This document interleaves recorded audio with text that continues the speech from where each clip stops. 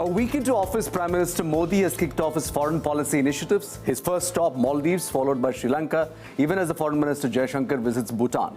Thanks for joining us. I'm Harsha Subramaniam. The question is, what are the top foreign policy priorities for Modi 2.0? How does South Asia feature in the scheme of things? To discuss this, I'm joined by Neelam of the Gateway House and Suhasini Haider from The Hindu. Both of you, thank you so much for joining us. Neelam, I'll start this conversation with you, and let's begin with South Asia. The Modi government has clearly said that South Asia will be the top priority for India now, and we saw the leaders of the BIMSTEC nations being invited to Modi's swearing-in ceremony.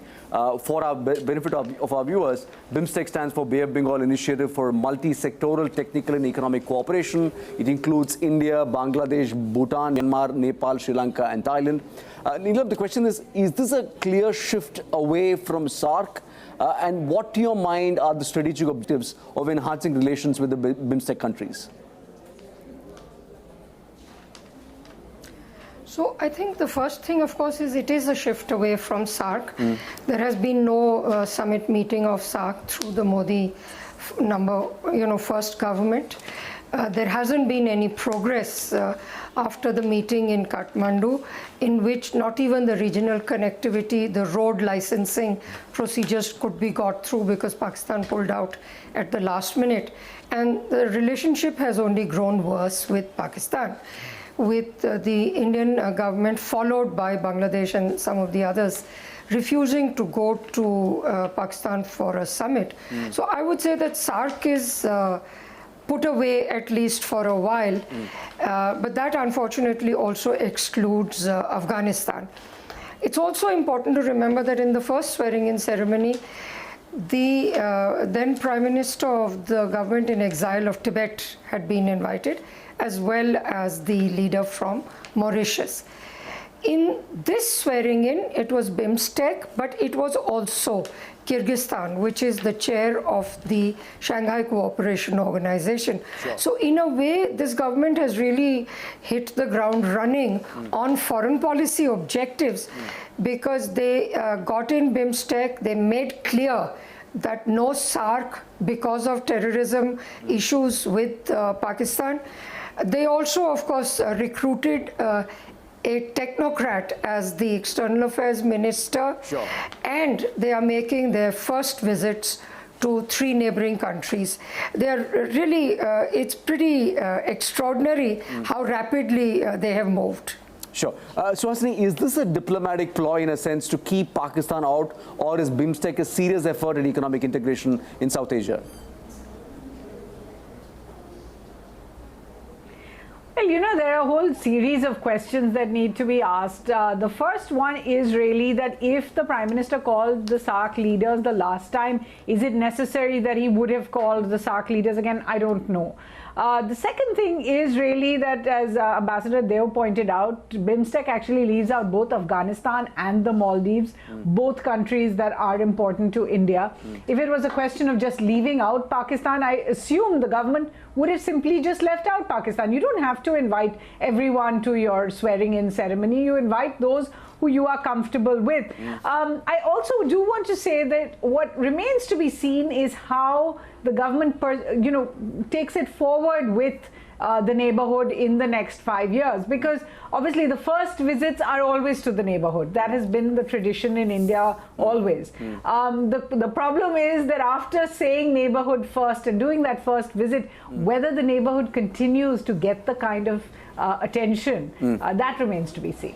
Neelam, the appointment of a technocrat like Mr. Jaishankar, it obviously sent out a very strong message on the priorities for this government. But what would be the broader foreign policy vision for India? Would this be continuation of what was achieved in the first innings? Well, you know, foreign policy, of course, there is always continuity regardless of which country we are talking about, because so much is determined by geography and the history of the relationship with neighbors. So an element of continuity, yes. However, you know, Prime Minister Modi has surprised people before by, first of all, inviting the SAARC leaders in the first swearing-in ceremony, but also because I think he's bolder this time. He has a huge electoral mandate behind him. He's already of the view that India has a much more prominent place globally. Sure. So my sense would be that they will try and be more high profile in multilateral institutions. He's heading straight into the G20. The Shanghai Cooperation Organization head was invited in. I think they will certainly look for more prominence there. Suhasini, we are also talking at a time when there are trade tensions between the United States and China. The United States recently ended tariff exemptions on $5.5 billion worth of Indian exports. How do you think Foreign Minister Jaishankar is positioned to handle this immediate challenge?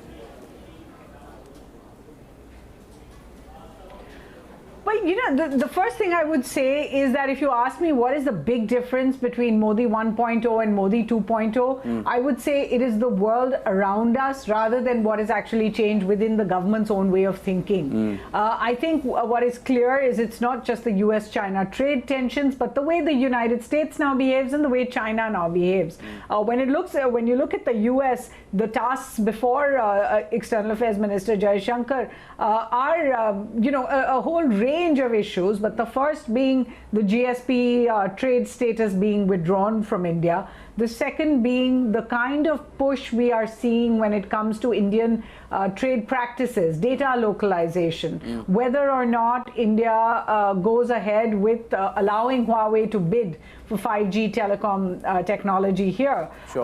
The third really is oil and how we will deal with getting alternative sources of oil once it is clear that we have taken a stand on Iran. It certainly looks as if for the last 2 months we are not, since May 2nd, we have not placed any new orders for Iranian oil. Is that going to be the policy? We're still waiting for the External Affairs Minister to say that up straight. But that's going to be a big question. The fourth question is really going to be about other sanctions, because the US continues to hold that not only sanctions against Iran, but countries like Russia as well will hold. Will India backtrack on some of the defense purchases it has planned with Russia, for example, like the S-400 Triumph missile systems, anti-missile systems, which the US has objected to. So we're looking at a whole range of things, and it's not just Mr. Jaishankar who will be meeting with the US Secretary of State Mike Pompeo later this month, but after that, Prime Minister Modi himself, who will meet with US President Trump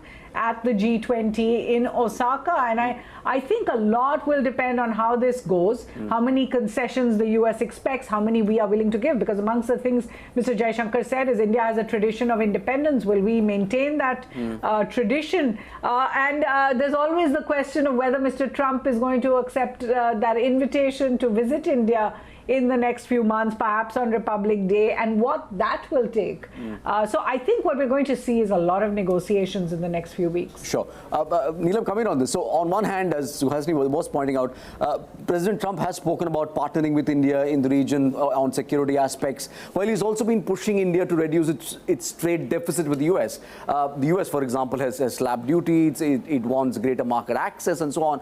Do you anticipate Washington to get a lot more tougher with New Delhi in Modi's second innings? You know, I think she's right. I agree with Suhasini that there will be a lot of negotiations.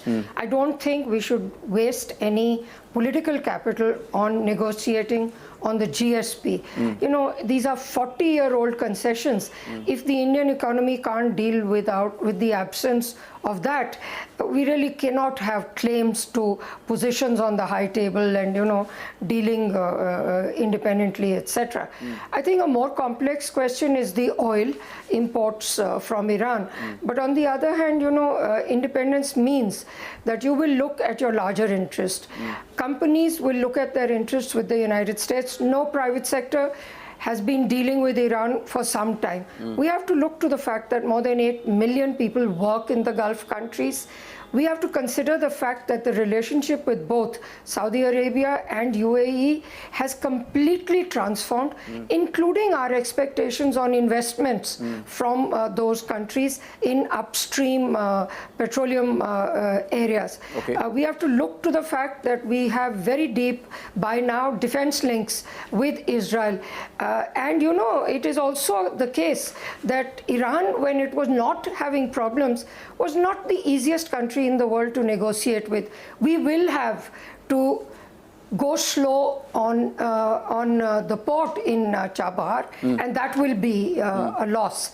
But I think we are in a world where people speak, countries speak more frankly, dealings are more in your face, and I think that India's economy has grown big enough. We need to leverage our market, and we need to be fairly straightforward, if you like, realistic about pursuing our interests. Okay, Neelam, I just want to pick this again. The other aspect, in this conversation is India's own challenges as far as reviving its economy is concerned. It requires significant investment. That's both domestic and foreign investment. And if you want significant foreign money, that's not going to work if US is not going to play ball.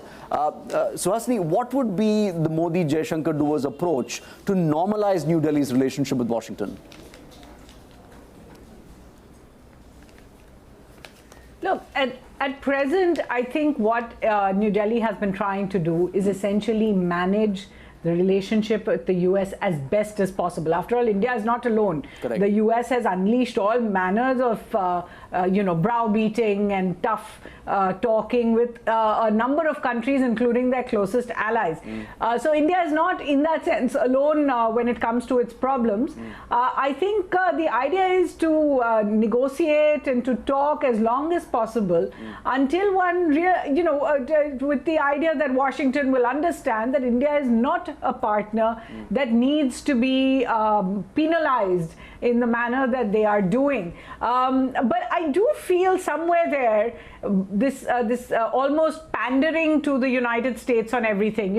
A year ago, the foreign minister said, we don't recognize unilateral sanctions. A year later, there's no question that we are not only recognizing them, we are bowing down to them. Correct. The fact that we have not put retaliatory tariffs against the US in the last 1 year, although we've seen tariffs on steel, on aluminum, the GSP status. Ambassador Deo was quite right when she says GSP is something India can handle, but why should it? Why should Indian exporters see their orders being sent to other countries? What is India being penalized for? Correct. And why can't these things be discussed before these ultimatums are given?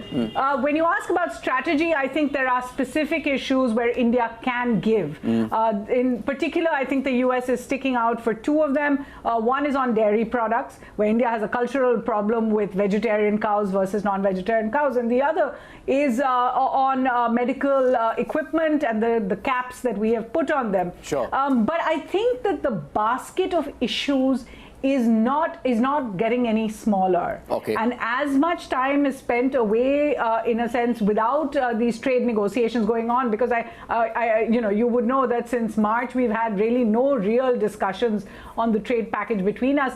That basket is likely to grow and needs to be tackled immediately. So I think these two meetings at the end of the month are going to be very important. Neelam, last word with you. The point that Suhasini. I want to say the following. We have had GSP privileges for 40 years. If the Indian economy can't pull itself together, then it almost doesn't matter what anybody else does. The other thing I would say, the second thing I want to say, very important, we have a lot of expectations on what we think the United States should be doing for us. What are we doing? I think it's not a question of pandering. I think we ought to be much more forthcoming in strengthening defense and strategic relations with the United States. We are buying weapon systems, we expect them to sell them to us, but we want to keep talking as if we were a non-aligned country. At the same time, the free, open, inclusive Indo-Pacific, etc. What does that mean? It means the Quad. Well, let's then get on with it. Isn't it in our interest to go with some of these things? I think, the old way of doing international relations actually has changed. It was a very European style of talking and dressing nicely and, sipping wine, etc. That's all over. It's much more hard knuckle now. Okay, fair point. Suhasini, I'll have the last word with you. You've been tracking the ministry for a long time now. Early days, but how do you think Mr. Jaishankar has managed this transition from being foreign secretary to foreign minister? Did he see it coming?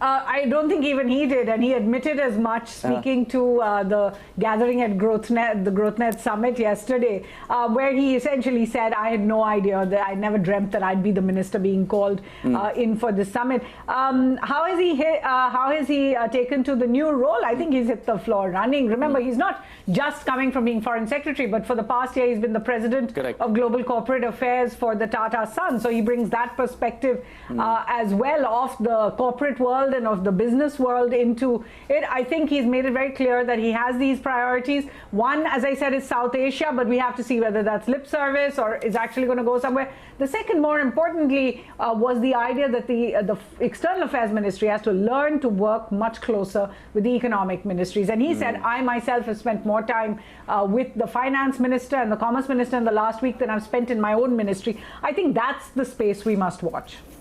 Suhasini, Haider, Neelam, many thanks, Reed, for joining us with your perspectives today. If you have been, thank you so much for watching.